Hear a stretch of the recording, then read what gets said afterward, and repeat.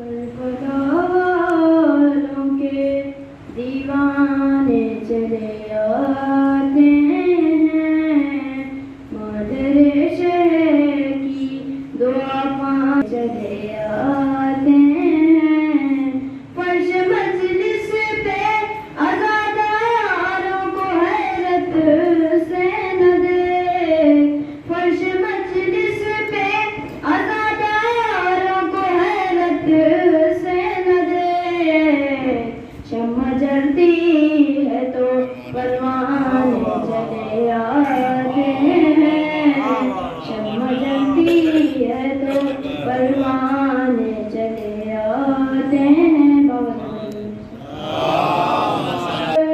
پرچم عباس کی ٹھنڈی ہوا رخصت نہ ہو، فطرت انسان کی اپنی ہے کچھ مجبوریاں، عمر بھر ورنہ عزا کا سلسلہ رخصت نہ ہو، عمر بھر ورنہ عزا کا سلسلہ رخصت نہ ہو۔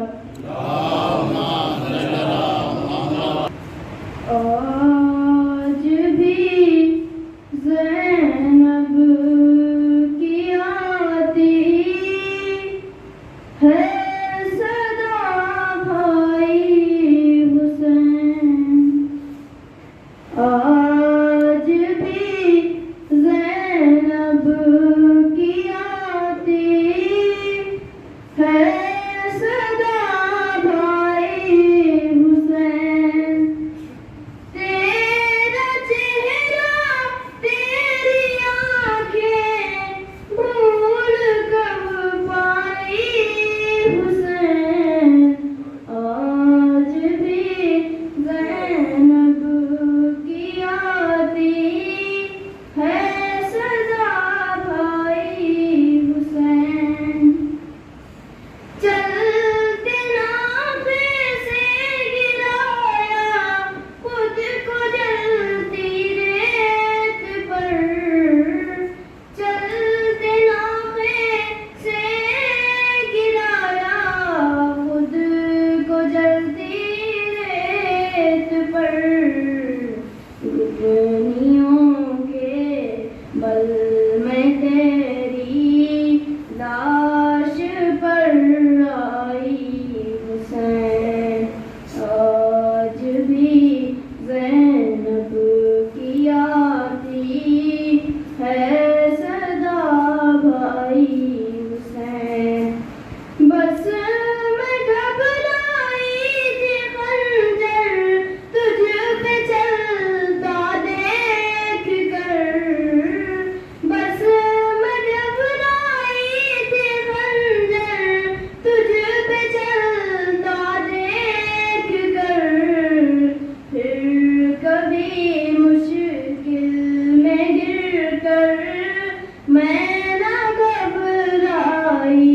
حسین، آج بھی زینب کی آتی، کون تھا جو مرنے والوں سے نہیں تھا روبرو، کون تھا جو مرنے والوں سے نہیں تھا روبرو، بھولنے بیٹھی تو کس کس کی نہ یاد آئی حسین، آج بھی زینب کی آتی ہے صدا بھائی حسین، ہاتھ میں کوزے لیے سب آسمان تکتے رہے،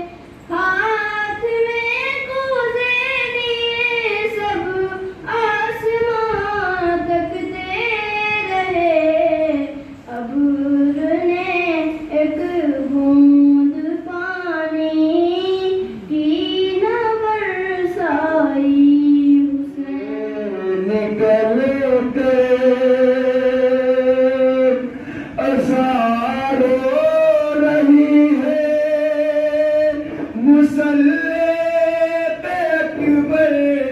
کی ماں رو رہی ہے، لبوں سے نکل کر اذان رو رہی ہے، مصلی پہ اکبر کی ماں رو رہی ہے۔ دعا ہے یہی غم زدہ ماں کے لب پر، خدایا سلامت رہے میرا اکبر۔ دعا ہے یہی غم زدہ ماں کے لب پر، خدایا سلامت رہے میرا اکبر۔ وہ لے لے کے بس ہچکیاں رو رہی ہے، مصلی پہ اکبر کی ماں رو رہی ہے۔ تڑپتی ہے زہرا چلے آؤ بھیا، کہیں مر نہ جائے جدائی میں زہرا۔ تڑپتی ہے زہرا چلے آؤ بھیا، کہیں مر نہ جائے جدائی میں زہرا۔ وہ بیمار اب نہ دوا رو رہی ہے، مصلی پہ اکبر کی ماں رو رہی ہے۔ ابھی تو گیا ہی نہیں رن میں اکبر، ابھی دل ہے اکبر کسینے کے اندر۔ ابھی تو گیا بھی نہیں رن میں اکبر، ابھی دل ہے اکبر کسینے کے اندر۔ مگر پھر بھی کے سے نہ رو رہی ہے، مصلی پہ اکبر کی ماں رو رہی ہے۔ وہاں پر مدینے میں روتی ہے صغرا، یہاں پر سکینہ کے لب پر ہے نوحہ۔ وہاں پر مدینے میں روتی ہے صغرا، یہاں پر سکینہ کے لب پر ہے نوحہ۔ بہن ایک یہاں ایک وہاں رو رہی ہے، مصلی پہ اکبر کی ماں رو رہی ہے۔ لبوں سے نکل کر اذان رو رہی ہے، مصلی پہ اکبر کی ماں رو رہی ہے۔ کہ کس قدر بے چین ہم مرحوم کی فرقت میں ہیں، کس قدر بے چین ہم مرحوم کی فرقت میں ہیں، ہاں مگر وہ پرسکون اللہ کی قربت میں ہے، ہاں مگر وہ پرسکون اللہ کی قربت میں ہے۔ اور شعر اب ہے کہ دل میں ان کے نقش تھا ذکر شرع کربلا، دل میں ان کے نقش تھا ذکر، دل میں ان کے نقش تھا ذکر شرع کربلا، اس لیے وہ قبر میں اب دامئی رحمت میں ہیں۔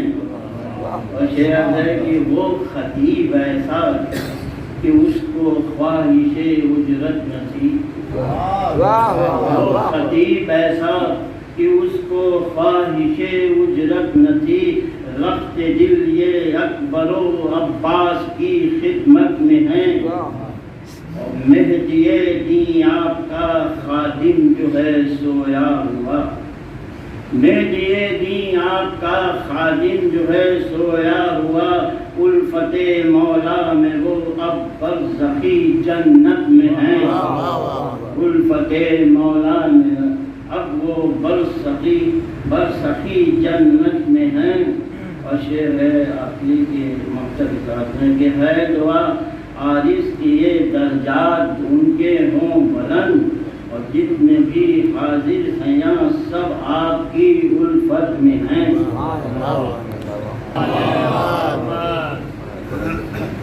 کس سے بہتر نعرہ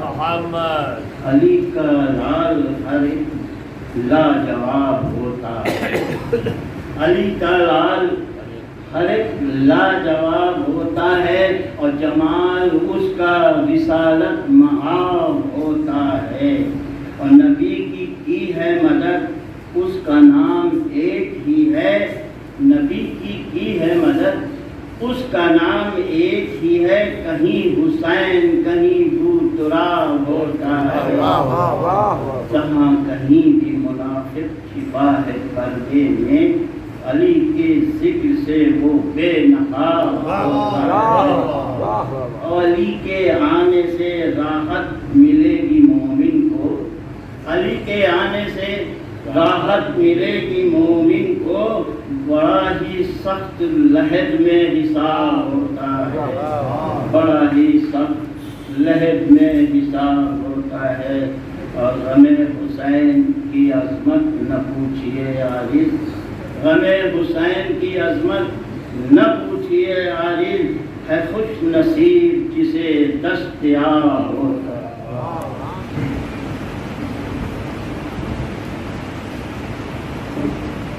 اللہ کے مقصود حمدہ اور بھی مقصود کی تلاوت فرمایا اور ان طاقت میں سے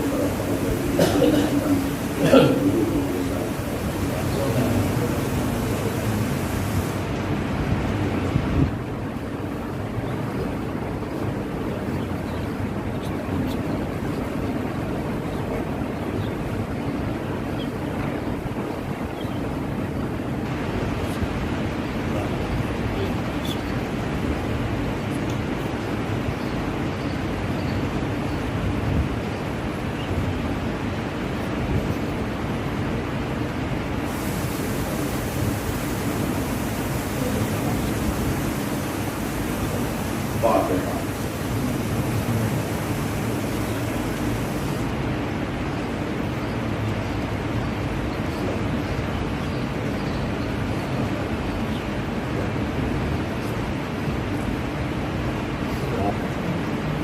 لا حول ولا قوة إلا بالله العلي العظيم۔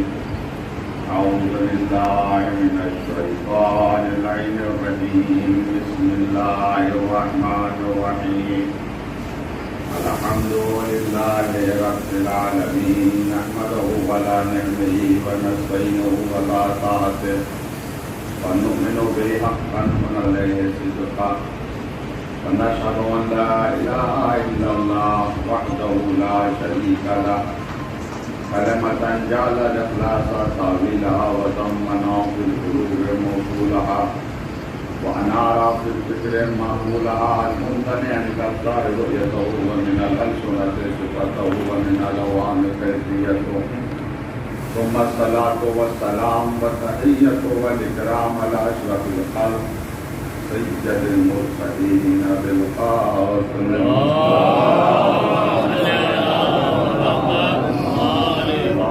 الذين الطاهرين، ولعنة الله على أعدائهم أجمعين من يومنا هذا إلى قيام يوم الدين وبعد يوم الدين، أما بعد، وقد قال الله تعالى وتبارك في كتابه الحكيم وهو أصدق الصادقين وقوله الحق، بسم الله الرحمن الرحيم، وإنك لعلى خلق عظيم، صلوات الله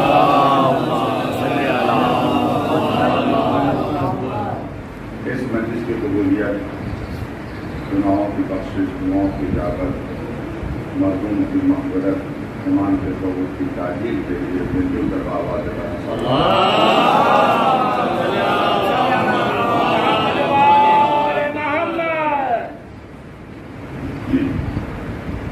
صبح کا دن ہے، نماز جمعہ کی وجہ سے جیسے مجلس کو زیادہ پھول نہیں دینا ہے، اور ان ڈاکٹر پروفیسر عباس صاحب سے سب واقف ہیں، خدمات ہیں، ان سے بھی واقف ہیں، ان کے خلاف بھی واقف ہیں۔ دارالانوار میں علامہ مجلسی نے مولائے کائنات امام علی بن ابی طالب نقل کیا ہے، جس نمبر ہے 72، پیج نمبر ہے 239۔ امام فرماتے ہیں اس گرو محاسن موقعکم، اپنے مرحومین کی خوبیوں کا تذکرہ کرو، جو اچھائیاں ہیں، جو خوبیاں ہیں، اس کو بیان کرو، اس کا تذکرہ کرو، ذکر کرو۔ دوسری حدیث میں لا تقولوا فی موقعکم الا خیرا، تو اپنے مرحومین کے بارے میں خیر کے علاوہ کچھ نہ کہنا۔ تم نے اپنے مرحوم کو نہیں دفن کیا ہے، اس کے ساتھ ساتھ اس کی خطاؤں کو، اس کی غلطیوں کو، اس کی لفظوں کو بھی دفن کر دیا۔ اب اس کی نیکیاں ہیں، اس کی خوبیاں ہیں، انہیں کا تذکرہ کرنا چاہیے۔ یہ حکم ہے مولائی کائنات کا۔ میں نے جس آیت کی تلاوت کی ہے سورہ قلم کی آیت ہے، انکا وانکا لعلی خلق عظیم، میرے حبیب آپ اخلاق کے عظیم درجے پر فائز ہیں۔ پیغمبر اسلام حضرت محمد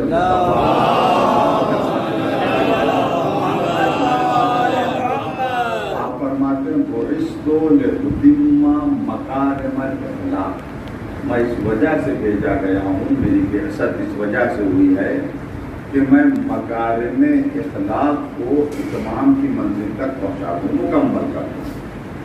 بھیجنے کا مقصد یہی ہے، میرے آنے کا مقصد یہی ہے۔ پیغمبر نے یہ نہیں فرمایا میرے آنے کا مقصد یہ ہے کہ لوگ سب نماز پڑھنے لگیں، سب روزہ رکھنے لگیں، سب نہیں۔ مقصد کیا ہے؟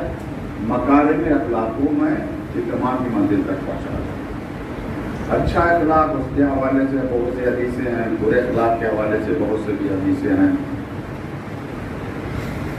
میں ایک حدیث سے برس کرنا چاہتا ہوں جس کا تعلق برے اخلاق سے۔ اچھا اخلاق کب آئے گا یہ میں بھی عرض کروں گا۔ حدیث میں آیا ہے سوء الخلق، برا اخلاق، جس کا نیچر خراب ہو، اخلاق برا ہو، سوء الخلق، برا اخلاق، یفسد العمل کما یفسد الحل العسل، برا اخلاق عمل کو، جو انسان نیک عمل کرتا ہے، نماز ہو، روزہ ہو، حج ہو، زکوٰۃ وغیرہ، برا اخلاق عمل کو اس طرح سے فاسد کر دیتا ہے، خراب کر دیتا ہے جیسے سرکہ شہد کو خراب کر دیتا ہے۔ شہد کیا؟ یہ شفا للناس، اس میں لوگوں کے لیے شفا ہے۔ انسان اچھا عمل کرتا ہے، شفا ہے اس کے لیے، بہت ہی اچھا ہے، لیکن برا اخلاق کسی اچھے عمل کو خراب کر دیتا ہے، جیسے سرکہ شہد کو خراب کر دیتا ہے۔ تو یہ اچھا اخلاق کیا ہے؟ وہ حدیث میں بات میں عرض کروں گا کہ مکارم اخلاق کیا ہیں، طریقہ کیا ہے، کون سا طریقہ ہم اپنائیں کہ ہمارا اخلاق بھی اچھا ہو۔ اور تو مولا کائنات نے فرمایا اذکروا محاسن موتاکم، اپنے مرحومین کی خوبیوں کا تذکرہ کرو۔ اس میں بہت سے مطالب ہیں۔ ایک مطلب یہ بھی چھپا ہے کہ جو زندہ ہیں ان کو کم سے کم اتنا سمجھنا چاہیے کچھ ایسا کام کر کے جائیں کہ مرنے کے بعد اس کا تذکرہ کیا جا سکے، کچھ تو کر کے جائیں کہ ممبر سے اس کا ذکر کیا جا سکے، کچھ ایسا کرنا چاہیے، یہ کام جس پر لوگوں کا فائدہ ہو۔ طریقہ کیا، راستہ کیا؟ نہج البلاغہ میں مولا فرماتے ہیں خالط الناس مخالطۃ، لوگوں کے ساتھ اس طرح سے زندگی گزارو، ان متم ما بقوا علیکم، اگر مر جاؤ تو تم پر گریا کریں، وَإِنْ عِشْتُمْ حَنُّوا إِلَيْكُمْ، اگر تم زندہ رہو تو لوگ تمہارے مشتاق رہیں۔ اس طرح سے زندگی گزارو۔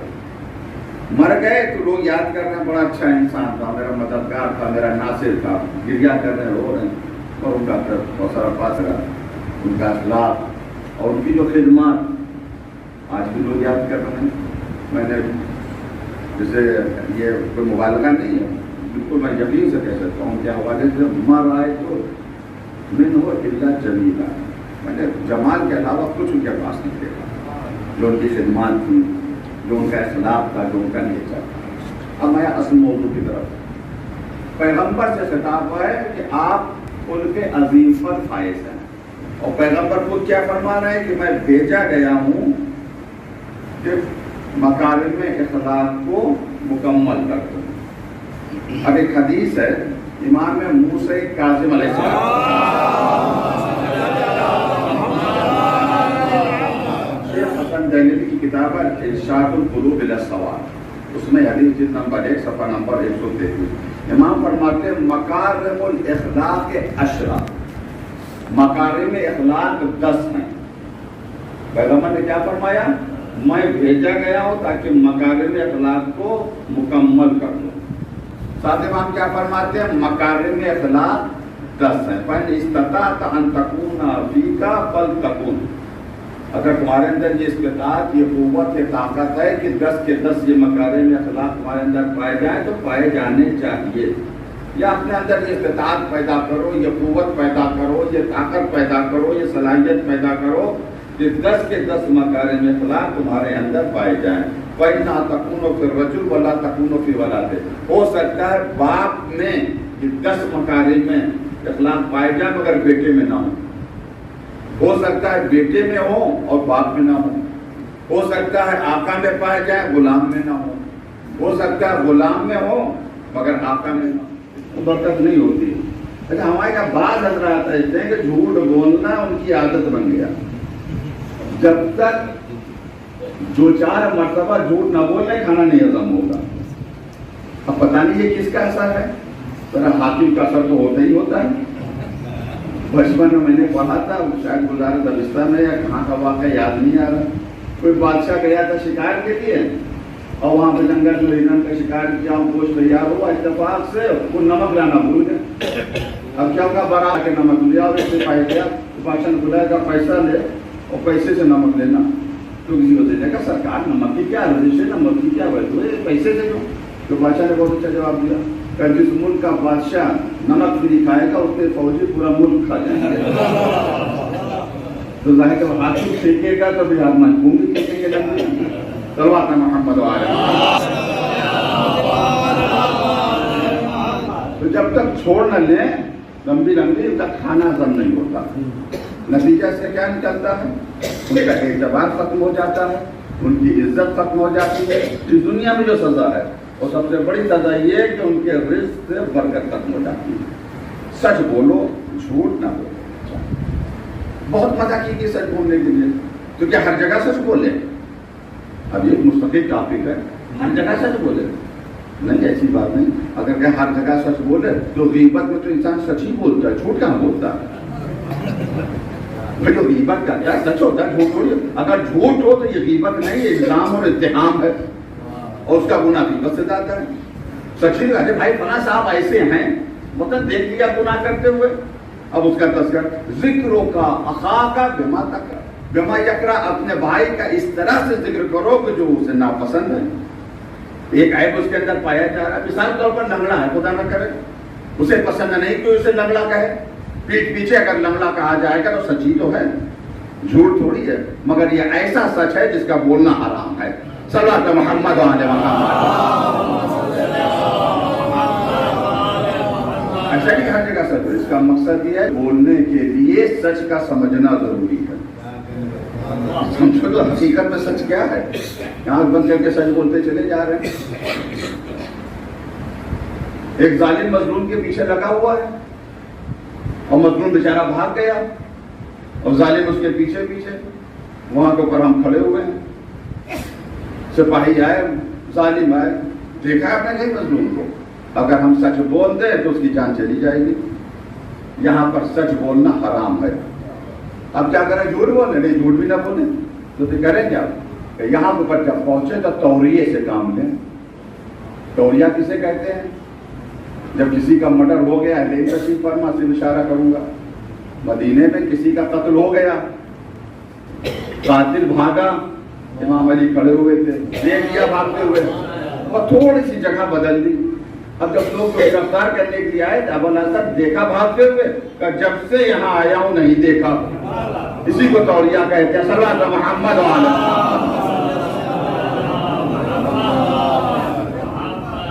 تو سچ ہر جگہ سچ بولے نہیں، تو سچ سمجھنے کے لیے توجہ چاہ رہا ہوں.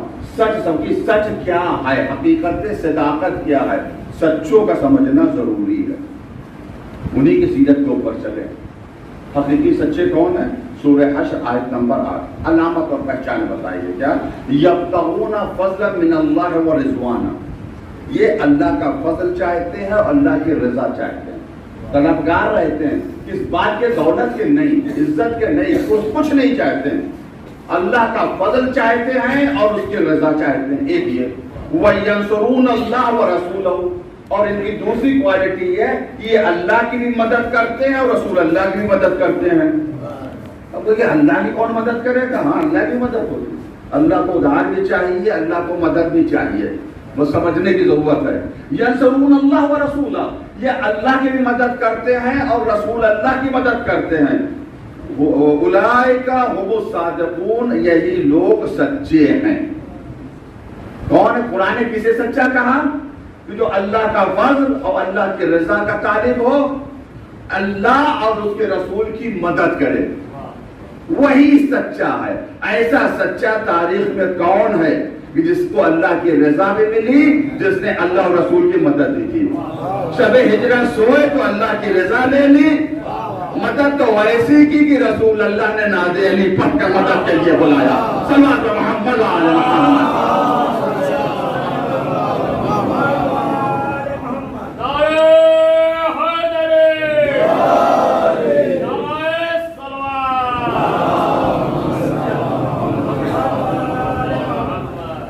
سچوں کی علامت اللہ کی رضا چاہتے ہیں، یعنی سچ بولتے ہیں اللہ کی رضا کے لیے، کیونکہ اللہ کو سچ پسند ہے. اب اگر کسی سچ سے اللہ ناراض ہو جائے تو ایسا سچ وہ نہیں بولتے ہیں.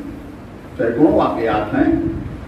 بادشاہ تھا، اس کے دربار میں ایک شخص لایا، اس نے کوئی جرم کیا تھا، پھندے پہ لٹکا تو پھانسی کی سزا دے دی. جب کسی کی موت آ جائے پھانسی پہ جا رہا، کس بات کا ڈر؟ ڈرتا اس وقت ہے جب تک جب جان ہی جا رہی تو ڈر کے سارا خوف نکال کے بادشاہ کو گالیاں دینا شروع کر دی دربار میں، اور الٹی سیدھی گالیاں، ماں بہن کی گالیاں. بادشاہ اس کی زبان نہیں سمجھتا تھا.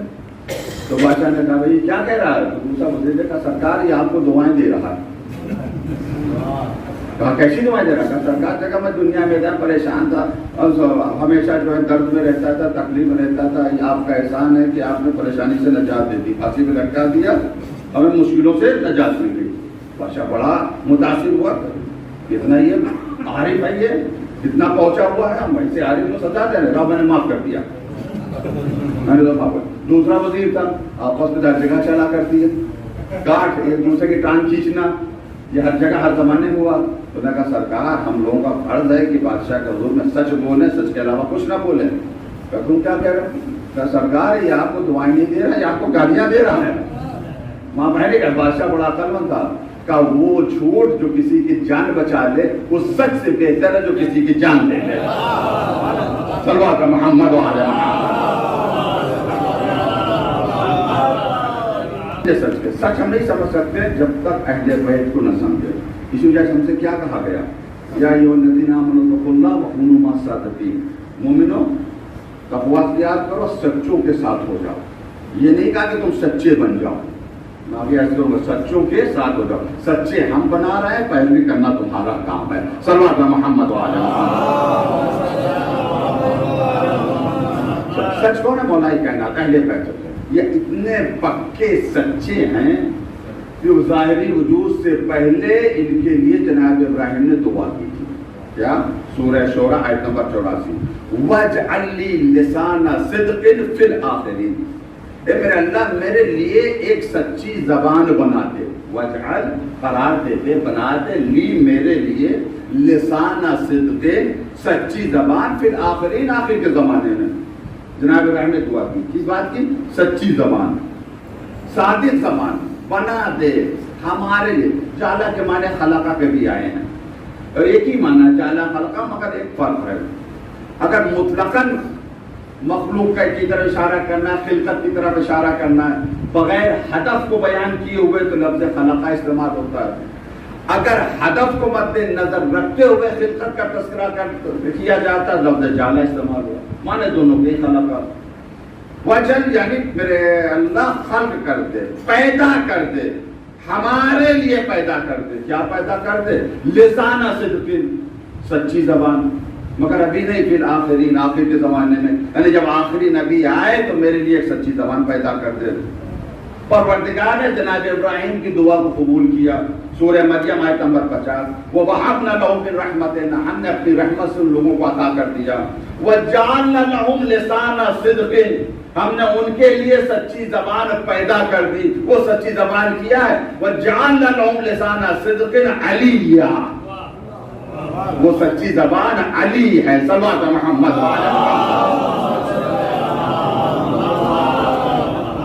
کتابت کے زور پہ نہیں کہہ رہا ہوں، اگرچہ یہاں کا ترجمہ جو موبائل بھی آپ ہو گیا ہے، بس ہمیں دے دیجیے گھڑی لگا کے کوئی بات نہیں، کوئی بات نہیں، ہمیں طرح اجازت ہے، آپ کو جتنا ریکارڈ کرنا ہو اتنا ریکارڈ کرنا، ماشاء اللہ سے۔ صلوات محمد 17 منٹ ہو گئے، بہت بہت شکریہ میرا لیے۔ مکارم اخلاق 10 ہے۔ سب سے پہلی صفت کیا ہے؟ سچ بولیں، صدق الحدیث، جھوٹ نہ بولیں۔ ہمیں حکم دیا گیا تم سچ بولو، جھوٹ نہ بولو۔ سچ ہے کیا؟ صداقت کہتے ہیں، حقیقت کے مطابق گفتگو کرنا صداقت ہے۔ جو حقیقت ہے اسی کا، یہی سچ کی تعریف کی گئی۔ بتا ابھی میں آیا کوٹھی کی طرف سے، لکھنؤ سے آ رہا ہوں، میں نے آپ خبر دی کوٹھی میں، جب میں آیا تو زبردست ایکسیڈنٹ ہو گیا تھا، حادثہ ہو گیا تھا، اتنے لوگ مر گئے تھے۔ یہ میں مثال دے رہا ہوں، کوئی حادثہ نہیں ہوا، نہ کہیں یہ بھی دیکھ رہے ہیں، میں مثال دے رہا ہوں، حادثہ ہو گیا، اتنے لوگ مر گئے۔ میں نے خبر دی، آپ نے تحقیق کے فوراً آپ جو جاننے والے تھے تو ان کو فون کیا، کیا ایسا حادثہ ہوا ہے؟ کہاں حادثہ ہوا ہے؟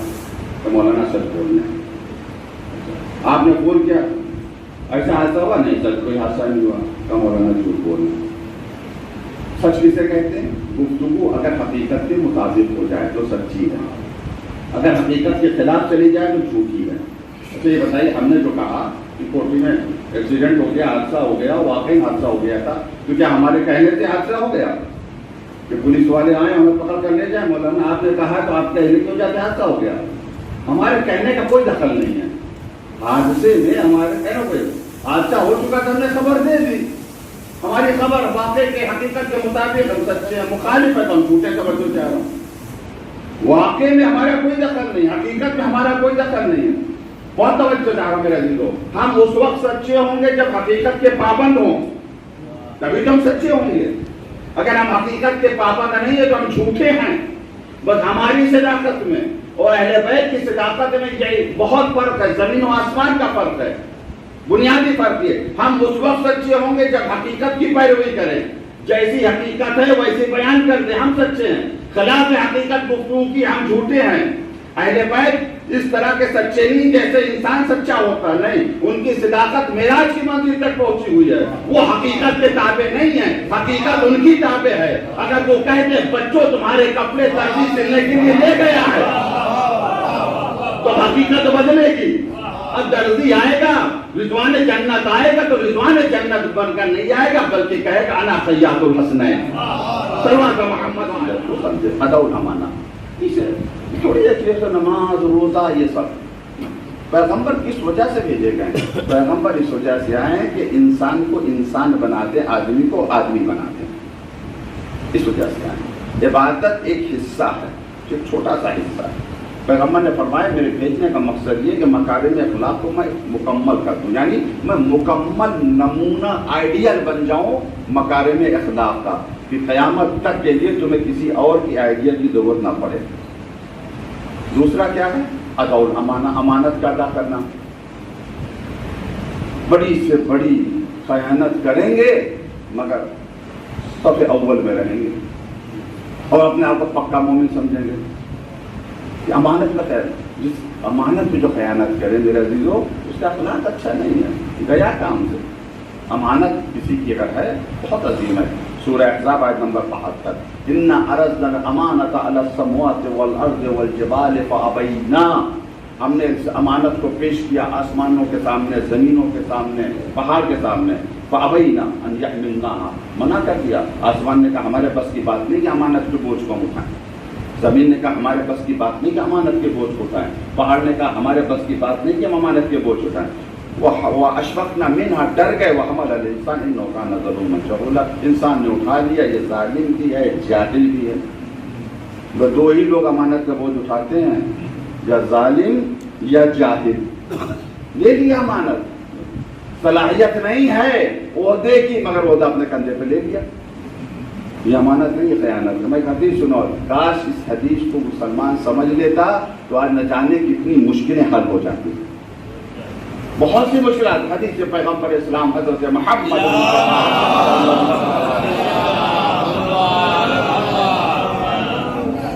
آپ فرما رہے ہیں،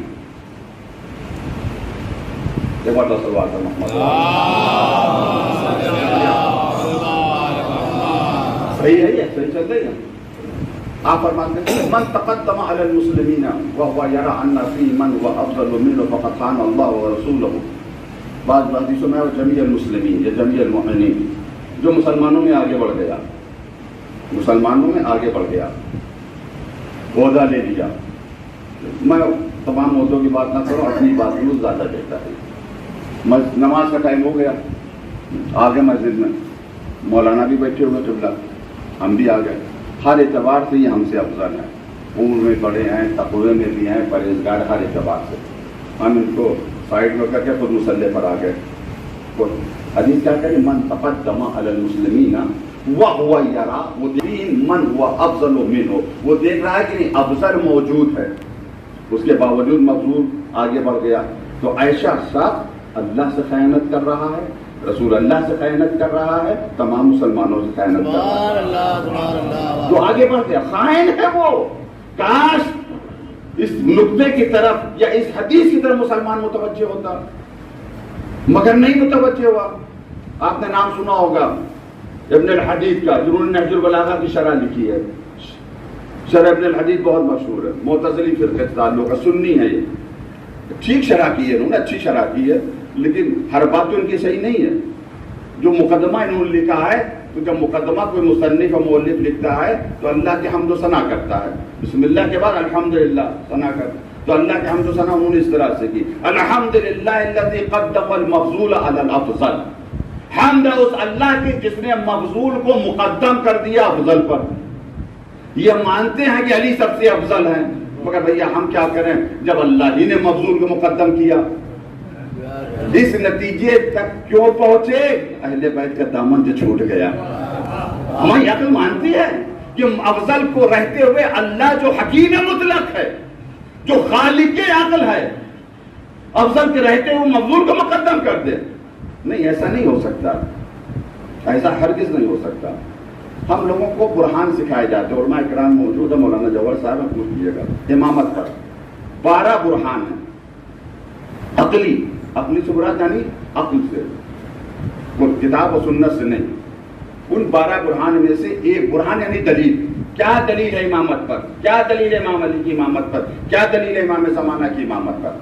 دلیل کیا؟ تو 12 ان میں سے ایک ہے برہان امکان اشرف. یہ برہان ہے. یہ کیا؟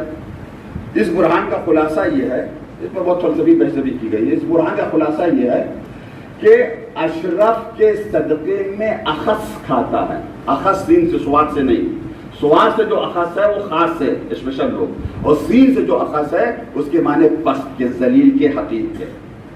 اشرف کے صدقے میں اخص کھاتا ہے، اخص کے صدقے میں اشرف نہیں کھاتا. یعنی شریف کے صدقے میں حقیر اور ذلیل کھا لیتا ہے. عقل ہماری قبول کرتی ہے، مگر حقیر اور ذلیل کے صدقے میں شریف کا ہے، ہماری عقل قبول نہیں کرتی. اور اس کو سمجھانے کے علماء نے ایک مثال دی, بچے بیٹھے میں مثال ہوں تاکہ بات سمجھ میں آ جائے کہ برہان امکان اشرف ہے کیا. آپ کے ایک مہمان آئے جس سے آپ محبت کرتے ہیں, جن کی عزت کرتے ہیں, کھانا بنایا, مہمان ایک ہے یا دو ہیں, لیکن کھانا صرف ایک دو کا تھوڑی بنے گا, کھانا تو زیادہ بنے گا نا. مہمان کو کھلایا, گھر والوں نے بھی کھایا, گھر کے نوکر نے بھی کھایا, بچ گیا تو پڑوسیوں کو دے دیا. یہ تو پہلے زمانے کی بات ہے. اب جب بچ جاتا ہے تو فریج میں رکھ دیا جاتا ہے, کل کام آئے گا. پڑوسی کے بھی حق چلا گیا, کل کام آئے گا جا کے. خیر تھوڑا اور بچ گیا, کتا اس کے بھی آگے ڈال دیا گیا. آپ نے کھانا کس کے لیے بنایا تھا؟ پڑوسیوں کے لیے, نوکروں کے لیے, جانور پہ نہیں, اس عزیز مہمان کے لیے کہ جو اشرف ہے. کھانا اس کے لیے بنایا, کھلا سب کو رہے ہیں بہت سے. تو اشرف کے صدقے میں یعنی شریف کے صدقے میں, افضل کے صدقے میں مفضول کھاتا ہے. ایسا نہیں آج کل ہے مثلا, اب تو کھانا اگرچہ مہنگا ہے, انسان کے کھانوں سے زیادہ مہنگا بلی اور کتے کا کھانا ہے. کھانا کتے کے لیے آمادہ کیا اور کوئی صاحب آ گیا, ارے آئیے تشریف لائیے, بڑے اچھے موقع پر آ گئے. کھانا تو میں نے کتوں کے لیے آمادہ کیا تھا, بسم اللہ. بگڑ جائیں گے نہیں بگڑ جائیں گے؟ یہ کیا بدتمیزی ہے؟ میں اشرف ہوں, کتا خاص ہے, ذلیل وہ کیسے ہوگا؟ تو یہ تو ہوتا ہے کہ شریف کے صدقے میں ذلیل کھا لے, حقیر کھا لے. حقیر کے صدقے میں شریف نہیں کھاتا. توجہ, یہ دلیل ہے کہ ہر دور میں امام کا پایا جانا ضروری ہے. حدیث کتاب پڑھتے ہیں, انی باخلق تمام مبنیہ ولا ارض مدیہ ولا قمر مریدہ ولا شمس مضیہ ولا فلق یدور ولا بحر یجری. نہ ہم نے آسمان کو پیدا کیا, نہ زمین کو پیدا کیا, نہ چاند نہ سورج کو, نہ ہم نے دریاؤ, مگر اہل بیت کی محبت میں. صلو علی محمد و آل محمد. مکارم اخلاق اس سے کیا؟ ادا الامانہ, امانت کا ادا کرنا. پیسے والی امانت اس کو بھی ادا کریں, کیسی بھی امانت ہو اس امانت کو ادا کریں. سب سے بڑی امانت خدا کا دین ہے, اس سے بڑھ کر کوئی امانت نہیں ہے. پیغمبر کی سیرت میں ملتا ہے کہ دونوں امانتوں کو آپ نے ادا کیا, دونوں امانتوں کو آپ نے ادا کیا. مکے سے مدینے کی طرف ہجرت نہیں کی پیغمبر نے جب تک امانت کو محفوظ ہاتھوں میں سونپ نہیں دیا. علی یہ کفار کی امانت ہے, دے دینا, پھر مدینے واپس آ جانا. دشمنوں کے حوالے کر رہے ہیں. بھائی بستر پہ سونا معمولی بات نہیں ہے, جان کو خطرے میں ڈالنا ہے. قتل کی پلاننگ ہے, رسول نہیں ملیں گے تو علی کو قتل کر دیں گے. اور قتل کرنے کی کوشش کی, معاملینوں سے جنگ بھی کی تھی, بعض لوگ ہٹ گئے تھے, پیچھے ہٹ گئے تھے. تو علی کی جان کو خطرے میں ڈالا, کیوں؟ تاکہ امانت صاحب امانت تک پہنچ جائیں. اگر ایسے ہی چلے آتے تو کردار کے اوپر داغ لگ جاتا. ابھی تک صادق کہتے تھے, امین کہتے تھے, اگر نہیں ہماری امانت لے کے چلے گئے. کاش یہی سیرت سمجھ میں جا جاتی. سیرت کے جلسوں میں جلسے تو ہوتے ہیں سیرت کے, کاش یہی سیرت پیغمبر کی سیرت کے کہ مکے سے مدینے ہجرت نہیں کر رہے ہیں جب تک کفار قریش کی امانت محفوظ ہاتھوں میں سونپ نہیں رہے. مسلمانوں کیسے پیغمبر اس دنیا سے ہجرت کر جائیں گے بغیر امانت خدا کو محفوظ ہاتھوں میں سونپے ہوئے؟ آپ چلے جائیں گے, ایسے ہی چلے جائیں گے, جو چاہے تم کرو, دین اللہ کی امانت ہے, ایسے ہی چھوڑ کر چلے جائیں گے؟ نہیں, پیغمبر نے ہجرت نہیں کی جب تک کفار کی امانت علی کے ہاتھوں میں نہیں, اور دنیا سے ہجرت نہیں کی جب تک خدا کی امانت محفوظ ہاتھوں میں نہیں سونپی. اب یہ کیا کر, میں تو یہی کہوں گا, یا تو علی کے علاوہ کوئی اس لائق نہیں تھا, یا علی اتنے خوش قسمت تھے کہ جب کفار قریش کی امانت کا مسئلہ آیا تو رسول کو صرف یہی ہاتھ محفوظ ہاتھ نظر آئے, اور غدیر میں جامان خدا کا مسئلہ آیا تو یہی ہاتھ محفوظ ہاتھ نظر آئے.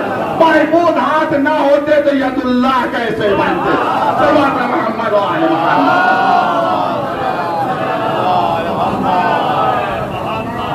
امانت خدا, اس میں خیانت نہ کریں, ہمارے ذرہ برابر خیانت نہ کریں. بس میں نے جو وقت ختم ہو رہا ہے, میں نے کہا مکارم اخلاق درس میں صرف 2 ہی بیان کر سکا. انشاءاللہ اگر زندگی رہی کبھی سے دوارے میں پڑھنا ہوا اور یاد بھی رہا شاید میں پڑھ دوں. اس میں سے سرسری نظروں سے میں بتا دوں کہ کیا کیا چیزیں ہیں. مہمان کی عزت کرنا, یہ بھی ہے کہ اس کا اخلاق بہت اچھا ہے کہ جو مہمان کی عزت کرے. میں اس موضوع کو مکمل کرنا چاہتا ہوں امانت کے حوالے سے. اللہ کی امانت کیا ہے؟ دین خدا. حدیث ہے اعلام الورا بعلام الہدی صفحہ نمبر 432. یونس بن عبد الرحمن معتبر راوی ہیں، انہوں نے حدیث کو نقل کیا عبداللہ بن سنان. یہ کہتے ہیں کہ امام جعفر صادق ستصیبکم شبہۃ، ان قریب تمہاری زندگی میں شبہ آئے گا، شک آئے گا، یعنی تم کنفیوز ہو جاؤ گے. تمہاری زندگی میں شبہ آئے گا تم کنفیوز ہو جاؤ گے. فتبقون بلا علم یرا، کوئی علامت تمہیں نظر نہیں آئے گی، ہدایت کی علامت، پہچان. چاہتے ہیں نا راستہ بھول گئے تو کہیں اوپر لکھا رہتا مثلا یہ شہر اتنے کلومیٹر، تیر کا نشان بنا رہتا ہے، یہ علم ہے، یہ علامت ہے. کوئی علامت تمہیں نظر نہیں آئے گی. ولا امام خدا، نہ بظاہر وہ امام ہوگا جس کا فریضہ ہدایت دینا، یعنی امام پردہ غیب میں ہوگا. یہ زمانہ آنے والا ہے کہ تم سب کا مقابلہ شبہات سے ہوگا، شک سے ہوگا.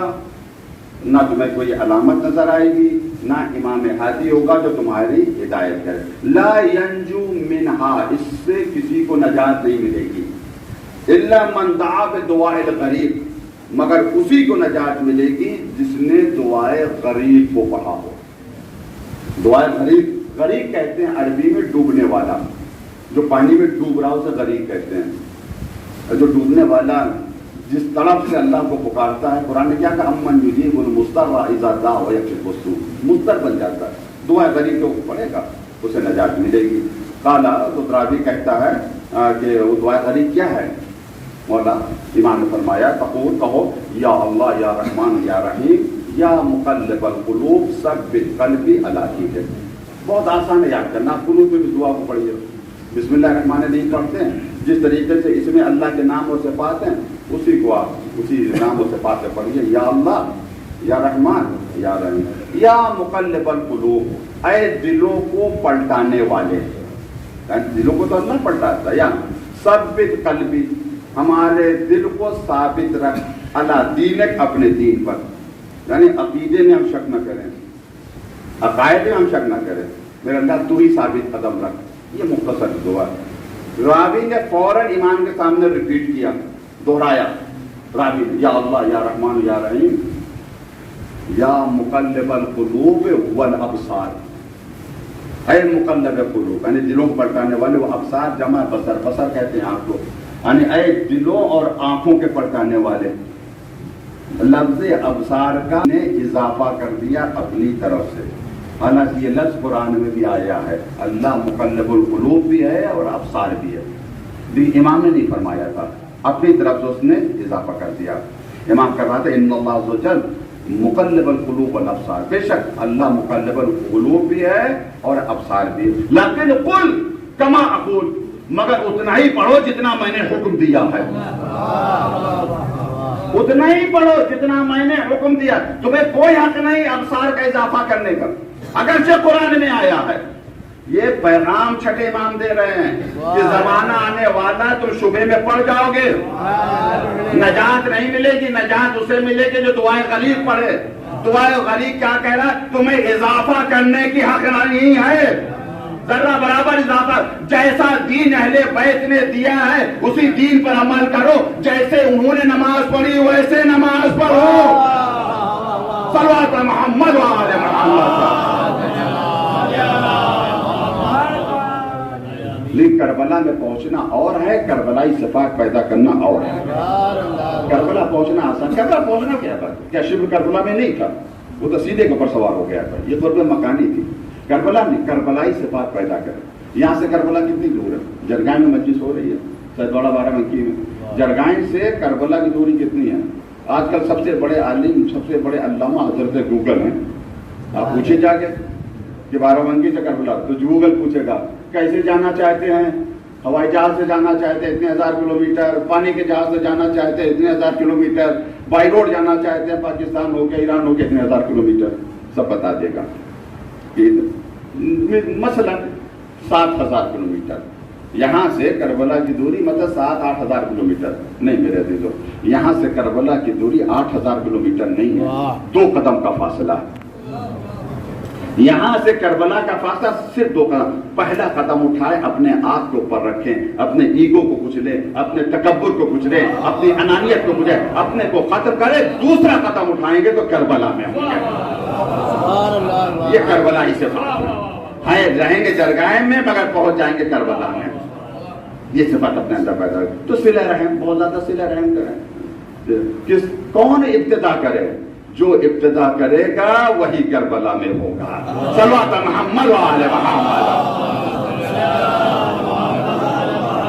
اچھا, جب اپنے رشتوں کو داروں کے ساتھ صلہ رحم کریں تب تو ہمارا یہ مرتبہ ہو. اب اگر کوئی اللہ کے رسول کے رشتہ داروں سے صلہ رحم کرے اس کا کیا مرتبہ ہوگا, اس کا کیا مقام ہوگا؟ میں بہت خلاصے کے ساتھ عرض کر رہا ہوں صرف ربط مسائل کے لیے. ہمارے ایران میں درس جو چہارشنبے مولانا جوہر صاحب نے پوچھ لیے گا, چہارشنبے کو عموماً درس اخلاق ہوتا ہے.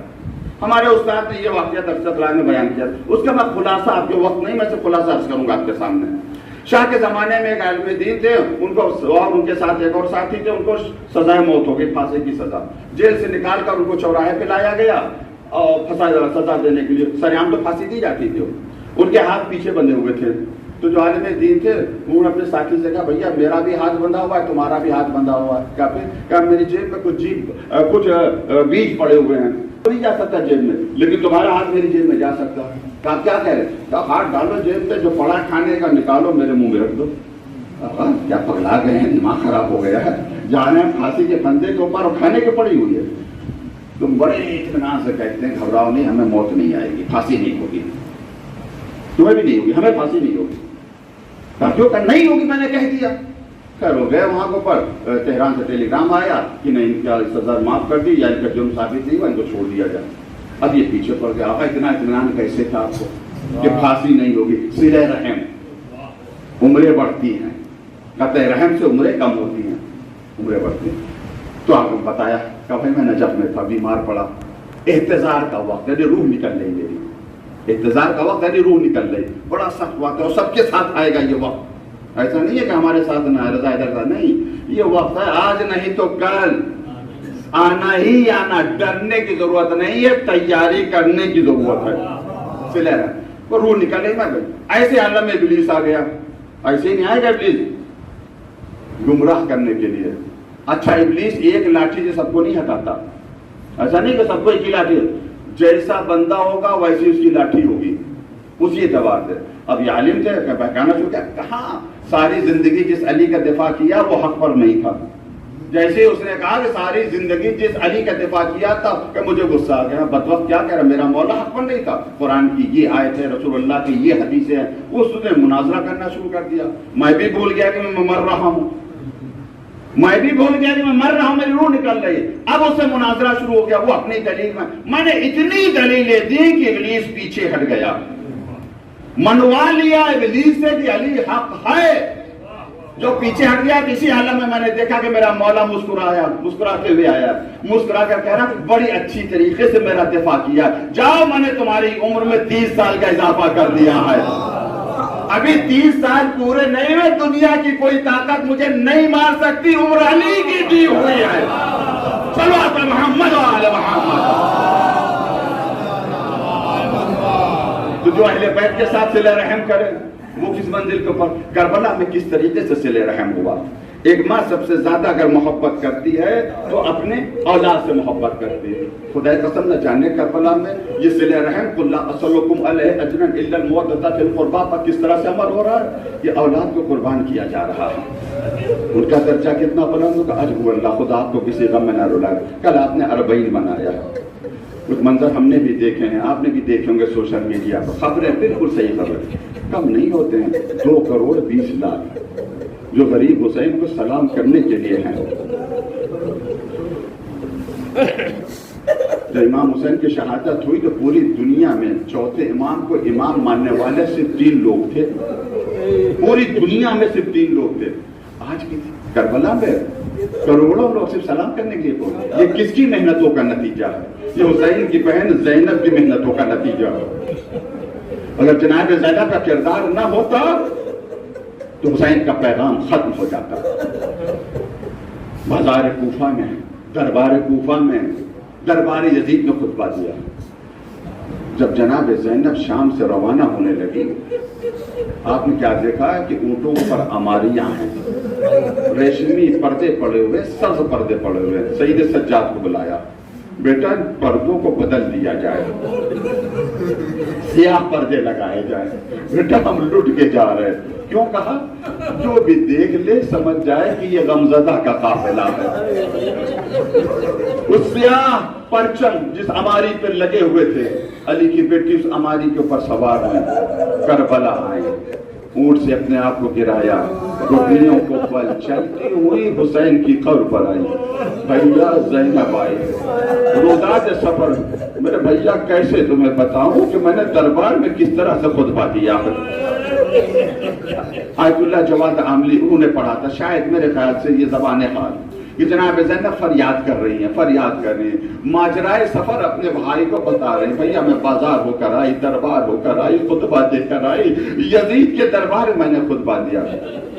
جب نے کہا بھیا 11 محرم کو جب میں کربلا سے چلی تھی، نشیب میں دیکھا تھا امام حسین کا جسم ٹکڑوں ٹکڑوں میں تھا. دیکھا بہن نے بھائی کے جسم پر ایک جملہ کہا، انت اخی، کیا تم میرے بھائی ہو؟ زینب اپنے بھائی کو پہچان نہ سکی، کہنا یہ چاہ رہے کیا تم وہی حسین ہو جسے ماں نے چکیا کروانا تھا؟ کیا تم وہی حسین ہو جسے نانا اپنے دوش پر سوار کرتے تھے؟ بھیا 11 محرم کو میں تمہیں پہچان نہ سکی.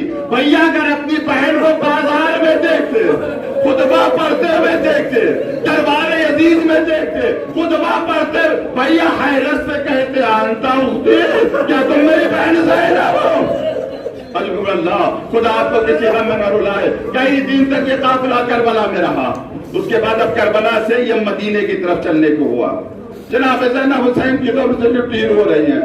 چوتھے امامات یا پھپھی اماں چلیے، دعانی یا علی، اے میرے فرزند علی، اے میری آنکھوں کے ٹھنڈک، اے میرے دل کے، اے میرے کلیجے، اے سید مجھے رحمتانی اقیمو عند اخی، میں اپنے بھائی کے پاس رہوں گی یہاں تک کہ مجھے موت آ جائے، یہاں تک کہ مجھے موت آ جائے. میرے لال میں مدینے جاؤں گی. کیف القی اہل المدینہ، ایک جملہ، میں اہل مدینہ سے کیسے ملاقات کروں گا؟ اب مجھے نہیں پتا جناب زینب کے ذہن میں کس کا تصور ہے. شاید فاطمہ صغرا کا تصور ہو کہ جب صغرا نے بھائی علی اکبر کہاں ہے میں کیا جواب دوں گا، میرا بھائی علی اکبر کہاں ہے میں کیا جواب دوں گی. ام البنین پوچھیں گے میرا پاس کہاں ہے، کیا ہوا میں کیا کیف القی اہل مدینہ. اور دوسرا جواب جناب زینب نے دیا، کیف ارا الدور الخالیہ، بیٹا میں کیسے خالی گھروں کو دیکھوں گی. کیسے گھر تو ہوگا مگر اس میں اون محمد نہیں ہوں گے، گھر ہوگا مگر علی اکبر نہیں ہوگا، گھر ہوگا مگر میرا عباس نہیں ہوگا. سید سجاد کا پھپھی اماں بابا کے پیغام کو پہنچانا ہے، نانا کی محنت کو بچانا ہے. جناب زینب کربلا سے روانہ ہوئی. لٹا ہوا قافلہ مدینے کے قریب پہنچا اور اس کے بعد مدینے میں داخل ہوا. نواسی نانا کے روزے پر آئی ہے، نانا نواسی لٹ کر آئی ہے. اللہ خدا آپ کو کسی غم میں نہ رلائے. سوائے غم امام مظلوم کربلا کے یہ ایام عزا ختم ہونے کو آئے ہیں. اربعین کا دوسرا دن ہے، 8 محرم، 8 ربیع الاول آنے والی ہے. عزادارو یہ ایام عزا اتنی جلدی گزر جاتے ہیں، دل بھر کر نہ رو پاتے ہیں نہ ماتم کر پاتے. مجھے نہیں پتا آنے والا محرم ہماری زندگی میں آئے یا نہ، ہو سکتا ہے ہماری زندگی کا آخری محرم ہو. نہ جانے کتنے مومنین ہیں. یہ کوثر عباس صاحب پچھلے محرم میں کس طرح سے وزاداری کر رہے تھے، آج ہمارے درمیان نہیں. کربلا کا رخ کیجئے اور آواز دیجئے، مولا اگر مر گیا تو آخری فرصت قبول کر لیجئے، زندہ رہا تو پھر اگلے سال آپ کی عزاداری میں مشغول رہوں گا. بس میں 1-2 باتیں آپ کے سامنے عرض کرنا چاہتا ہوں. پہلی بات یہ ہے کہ کامل الزیارہ معتبر کتاب ہے اور حدیث بھی معتبر ہے. چھٹے امام فرماتے ہیں انہ لا ينظر الى من يبكي، جو بھی امام حسین پر روتا ہے امام حسین اسے دیکھتے ہیں.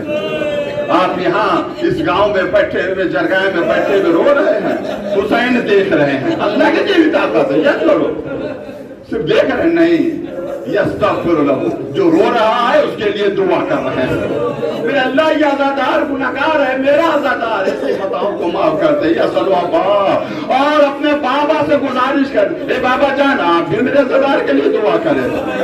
پھر ایک جملہ ہے امام حسین آپ سے مخاطب ہو کر کہتے ہیں، اور شاید سن لے اس جملے کو، باقی اے میری مصیبت پر رونے والوں، اے میرے مسائل پر رونے والوں، اگر تجھے پتا چل جائے کہ تیرے رونے کا اجر و ثواب کیا ہے، تو بس اسی وجہ سے علماء نے کہا، عرفا نے کہا، مصائب سننے کے آداب ہیں، ان میں سے یہ یا تو رو، اگر نہیں رو رہے ہو تو رونے والوں کی طرح شکل بناؤ، ادب میں اپنے سر کو جھکا، کوئی دیکھ رہا ہے، اور رو تو ایسے نہ رو جیسے چھٹے امام نے حکم دیا ہے، ایسے رو جیسے ایک ماں کڑیاں جوان کے جنازے پر گریا کرتی ہے۔